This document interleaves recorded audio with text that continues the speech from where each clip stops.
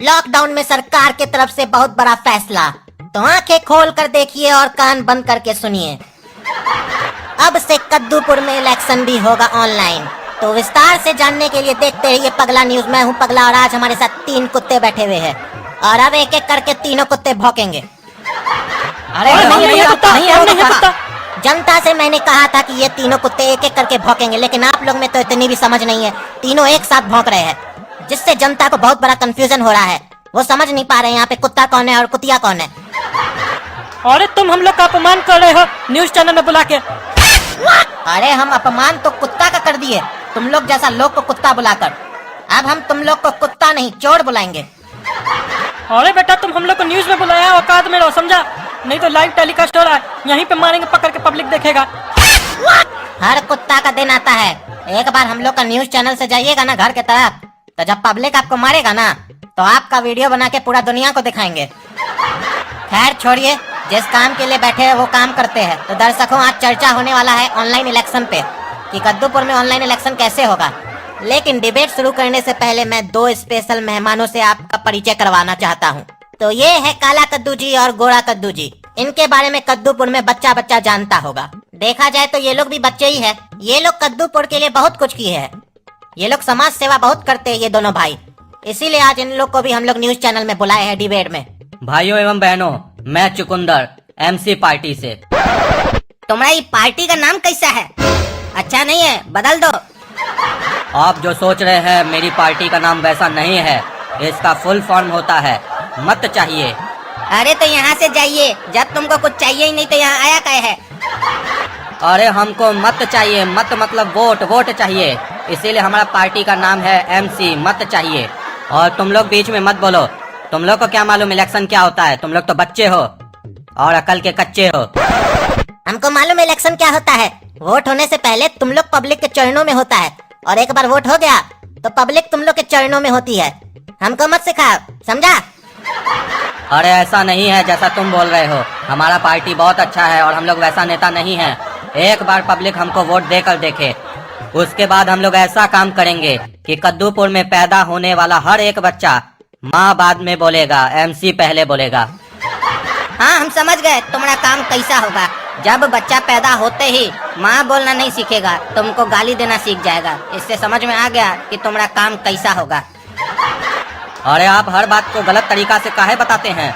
हम बोले ना, MC का मतलब है मत चाहिए, गाली नहीं। अच्छा हो गया। चलिए अब आप चुप रहिए, दूसरे को भी बोलने दीजिए। कान खोल के सुन, हमारा नाम है लहसुन BC पार्टी से। अरे यहाँ कौन कौन सा पार्टी का आदमी सब आ रहा है?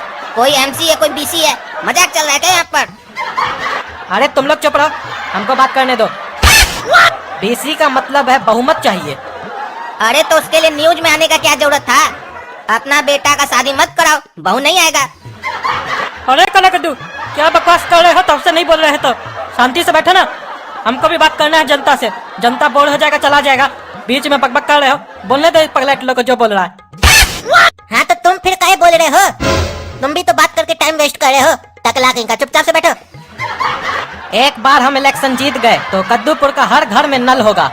अरे नल तो अभी भी सारा घर में है, पानी नहीं है। पानी का बात करो ना, नल होगा। जीतने के बाद बोलेगा हम तो बोले थे नल होगा, और लोग पूछेगा पानी के लिए तो बोलेगा काम कल होगा। अरे बैठो चलो, हमको बात करने दो। नल होगा तो MC होगा, बकवास कर रहे हो। चुप रहो तुम लोग। जनता तुम जैसा बुर्बक लोग को वोट नहीं देता है। भाइयों एवं बहनों, हम टकला नेता टकला पार्टी से आप सभी भाइयों एवं बहनों से अनुरोध करते हैं कि आप सभी अपना वोट टकला छाप को ही दें। अगर ऐसा होता है और हम मुख्यमंत्री बन जाते हैं तो हम सबसे पहले कद्दूपुर में से बाल विवाह का नामो निशान मिटवा देंगे। हाँ वो तो मिट जाएगा ना। टकला पार्टी को वोट देगा तो बच्चा सभी टकला पैदा होगा। उसके बाद जब किसी को बाल होगा ही नहीं तो बाल विवाह कहाँ से होगा? अरे ये मजाक नहीं चल रहा है, चुपचाप से बैठे रहो। जनता से बात कर रहे, जनता से रूबरू हो रहे, हम लाइव टेलीकास्ट हो रहे हैं और इसमें हमको मजाक पसंद नहीं है।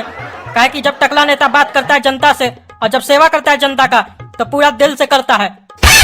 तो भाइयों बहनों, अगर आप हमारी पार्टी को वोट देकर जितवा देते हैं तो जो लॉकडाउन और कोरोना वायरस के चक्कर में कद्दूपुर की अर्थव्यवस्था को भारी नुकसान हुआ है, हमारे जीतने के बाद हम वादा करते हैं आप सभी से उसको हम जमीन से आसमान तक पहुंचा देंगे साल भर के अंदर में।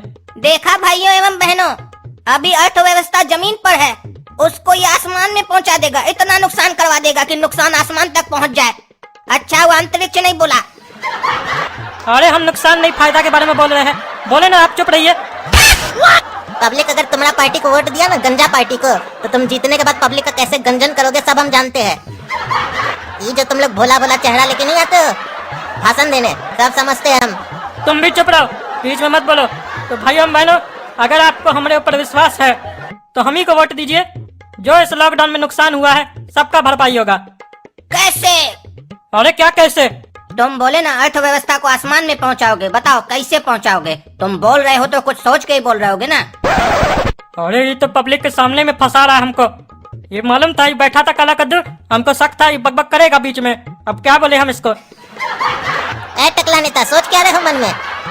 यही ना कि फंसा दिया काला कद्दू। अरे नहीं नहीं, फंसाएगा क्या? बढ़िया क्वेश्चन किया है, लेकिन क्वेश्चन बढ़िया है, लेकिन इसका जवाब नहीं दिया जा सकता है यहाँ पे, क्योंकि ये कोई छोटा मोटा मुद्दा थोड़ी ना है कि ऐसे टीवी में बता दिया जाए। एक बार हम जीत जाए, हमारा पार्टी जीत जाए, उसके बाद देखना और जनता देखे कि हम कैसे कद्दूपुर का तरक्की करते हैं। वाह रे वाह, क्या कद्दूपुर का नेता लोग का भाषण है और क्या पब्लिक है। जब नेता भाषण देता है तो कुछ पब्लिक गाली देता है, कुछ पब्लिक ताली बजाता है, लेकिन कोई सामने आकर ये नहीं पूछता है कि ये जो तुम भाषण दे रहे हो, ये जो तुम वादा कर रहे हो, क्या इसके पीछे का तथ्य है? कैसे करोगे ये सब? कैसे कैसे कैसे? कोई नहीं पूछता है। और जिस दिन पब्लिक पूछने लग गई कैसे, नहीं बनेंगे नेता ऐसे वैसे और ना होंगे भाषण जैसे तैसे। अरे ये क्या बोल रहे हो तुम? छोड़ो ये सब बात, बताओ ऑनलाइन इलेक्शन कैसे करवाओगे? क्या प्रोसेस है ऑनलाइन इलेक्शन का? अरे बहुत आसान है, एक वेबसाइट बना देंगे ऑनलाइन इलेक्शन के नाम से। पब्लिक आएगा, अपना वोटर आई कार्ड का स्कैन कॉपी डालेगा और जो भी पार्टी को वोट देना होगा उसका ऑप्शन सेलेक्ट करके ओके कर देगा, हो गया। वाह अरे बेटा, पब्लिक को बेवकूफ समझ के रखा है। ऐसे तो कोई भी आकर किसी का भी आई कार्ड अपलोड करके वोट दे देगा और हैकिंग वगैरह करवा के तुम लोग अपने नाम से वोटिंग करवा लोगे। जिसकी सरकार होगी वो अपने नाम से करवा लेगी।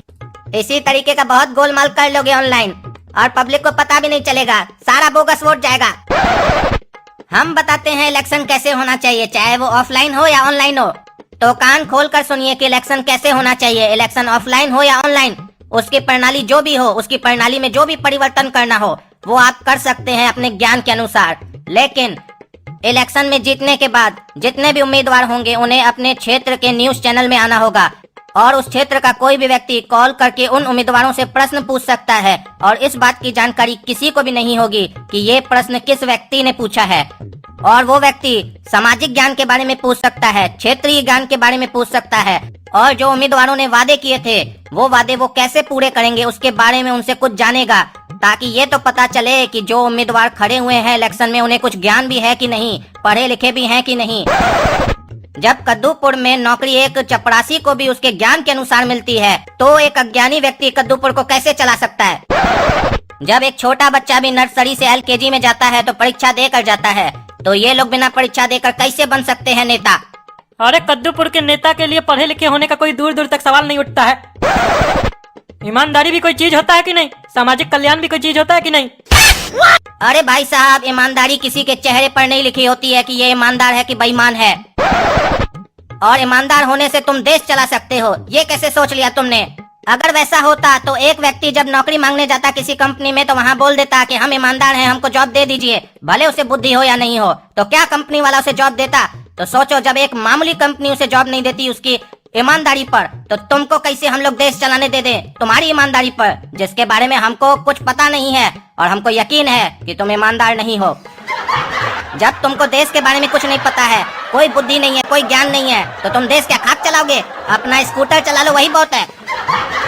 और तुम बोलता है तुमको ईमानदारी पर देश चलाने दे दें, जिस ईमानदारी के बारे में हम कुछ नहीं जानते हैं।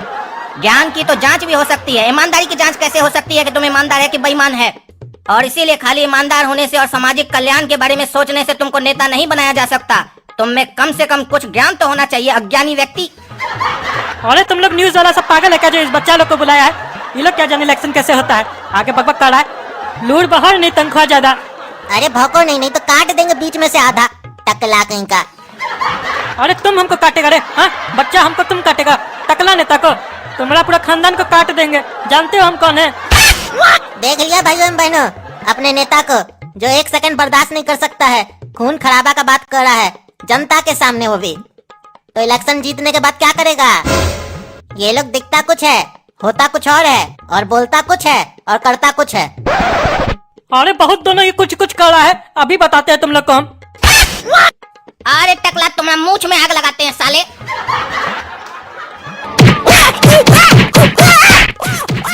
हाँ तो कद्दूपुर के वासियों, आप सभी से हमारा निवेदन है कि आने वाले अगले चुनाव में आप कद्दूपुर के लिए सही और सच्चे और ईमानदार नेता को ही चुनिएगा, जो हमारे लिए और कद्दूपुर के लिए भला कर सके। लेकिन इन जैसे कार्टूनों को कभी अपना नेता न चुने, क्योंकि इससे नेता शब्द का भी अपमान होता है।